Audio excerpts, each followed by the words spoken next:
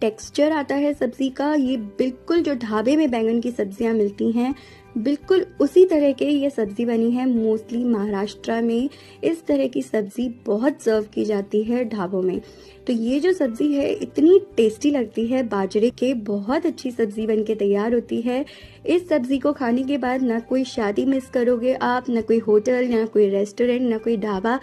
सारी की सारी सब्जियां इस सब्जी के आगे फेल है। बैंगन की सब्जी इतनी टेस्टी लगती है। इससे पहले बनाएंगे बैंगन का मसाला ग्रेवी के लिए, जिसके लिए मोटी वाली कश्मीरी लाल मिर्ची ली है करीब 10 मैंने मिक्सर ग्राइंडर में, और साथ में लिया मैंने डेसिकेटेड कोकोनट 2 बड़े चम्मच नारियल का बुरादा, और ये साबुत धनिया है जो 2 बड़े चम्मच लिए हैं मैंने, और 3 बड़े चम्मच जो मूंगफली का पाउडर होता है ना, रोस्ट करके मूंगफली को मिक्सी में पाउडर बना के रख लेती हूँ मैं, तो वो 3 बड़े चम्मच ले लिए। साथ में लिया 1.5 चम्मच तिल का। तिल अगर अवेलेबल ना हो तो कोई बात नहीं, लेकिन तिल से बहुत अच्छा स्वाद आता है। और 4 इलायची हम लेंगे। साथ में 1 मैंने चम्मच इमली का, चाहे तो आप पेस्ट ले लीजिए, नहीं तो कच्ची इमली जो सूखी हुई रहती है ये थोड़ा सा ले लीजिए। साथ में दाना मेथी 1 चम्मच ले लीजिए, और 4 काली मिर्ची के दाने, इससे ज़्यादा मत लीजिएगा नहीं तो सब्जी तीखी हो जाएगी। और 2 मैंने लिए हैं स्टार फूल, एनी सीड्स या चक्री फूल जिसे बोलते हैं, 1 चम्मच नमक। अब ये सारे के सारे मसाले हम अच्छे से मिक्सी में पीस लेंगे और पाउडर बना लेंगे। आप चाहें तो भून के भी पाउडर बना सकते हैं, मैंने तो डायरेक्ट ही बना लिया, इतना कुछ खास टेस्ट में फ़र्क नहीं आता। ये देखिए मसाले सारे पिस चुके हैं। आपके पास अगर घर में पोसत दाना हो, पॉपी सीड्स मेरे पास नहीं थे, तो आप वो भी इसमें 1 चम्मच डाल दीजिए, ये देखिए। या फिर काजू आप 1 चम्मच इसमें डाल सकते हैं, काजू का भी इसमें बहुत अच्छा टेस्ट आता है।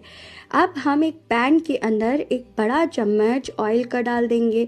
ऑयल को तेज़ गरम करेंगे, उसमें हमने धनिया के पत्ती 1/4 कप और साथ में 1 बड़ा चम्मच कश्मीरी मिर्च का डाल के स्लो फ्लेम पर भून लिया।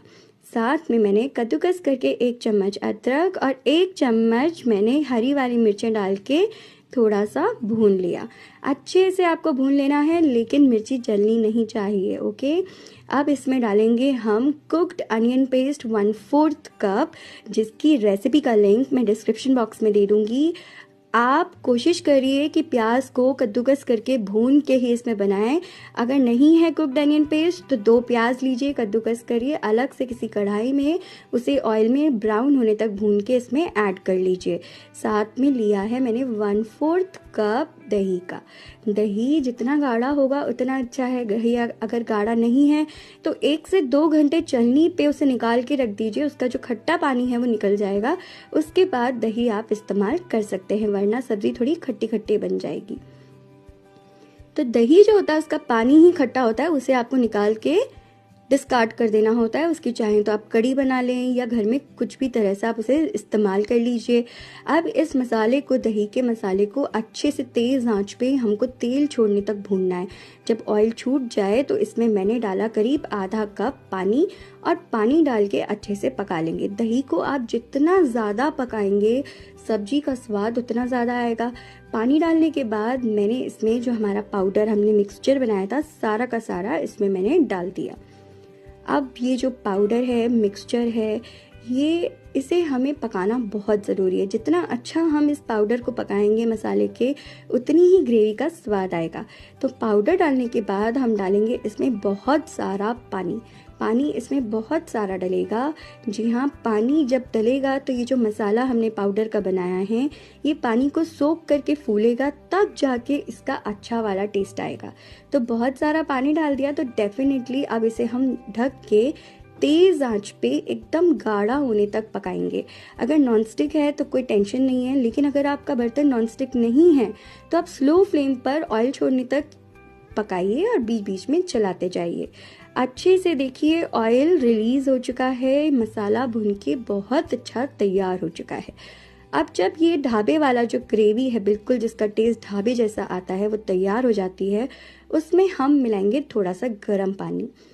पानी मिलाने के बाद, क्यों मिलाया हमने पानी, इसलिए क्योंकि अब हमें इसे दोबारा से पतला करना है।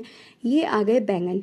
इस तरह से बैंगन के बीच में आप 2 चीरे लगा लीजिए, एकदम एंड तक चीरा नहीं लगाना है, बस सेंटर तक। और सारे के सारे बैंगन, चाहे तो ये जो डंठल होती है बैंगन की, इसे भी आप आगे से काट के डाल सकते हैं या साबुत भी डाल सकते हैं, लेकिन डंठल को हटाइएगा मत, वरना बैंगन हलवा हो जाएगा ग्रेवी के अंदर। ये देखिए, इस तरीके से अच्छे से मसाले को बैंगन को कोट कर लेंगे और ये जो बैंगन है अब इसी ग्रेवी में पकेंगे। तो इसके लिए हम इसमें डालेंगे थोड़ा थोड़ा पानी बीच बीच में, जैसे जैसे ये पकते जाएंगे। आपको ध्यान रखना है कि जो मसाला है जैसे जैसे पकेगा वो पैन में स्टिक होता जाएगा, क्योंकि वो मसाला है वो पानी सोक करता जाएगा जितना ज़्यादा आप पकाएंगे। तो आपको ध्यान रखना है हर थोड़ी थोड़ी देर में थोड़ा सा धनिया, और साथ में देखिए मैं कद्दूकस करके थोड़ी सी इसमें अदरक और डालती हूँ। बैंगन में अदरक का टेस्ट बहुत अच्छा आता है। तो आप इसे ढक के पकाएंगे स्लो फ्लेम पर, अच्छे से पकने दीजिए ग्रेवी को, साथ में बैंगन को। बैंगन जो हमने पानी डाला था ग्रेवी के अंदर, उसी पानी से बैंगन भी पकता है और ग्रेवी भी अब्सॉर्ब कर लेता है। बहुत ही अच्छा देखिए टेक्सचर आता है सब्जी का। ये बिल्कुल जो ढाबे में बैंगन की सब्जियां मिलती हैं बिल्कुल उसी तरह के ये सब्जी बनी है। मोस्टली महाराष्ट्र में इस तरह की सब्जी बहुत सर्व की जाती है ढाबों में। तो ये जो सब्जी है इतनी टेस्टी लगती है बाजरे की रोटी के साथ, आप घर में ज़रूर ट्राई करिए।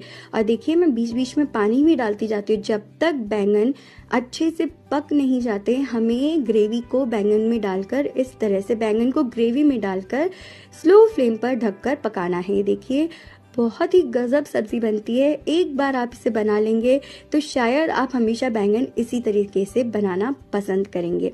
ढककर कम से कम 10 मिनट कम से कम लगते हैं इसके अंदर ढक के। बहुत अच्छी सब्जी बनके तैयार होती है।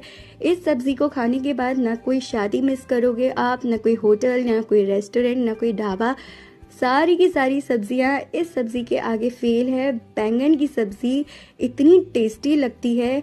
इस सब्जी को खाने के बाद ही मुझे यकीन आ गया कि बैंगन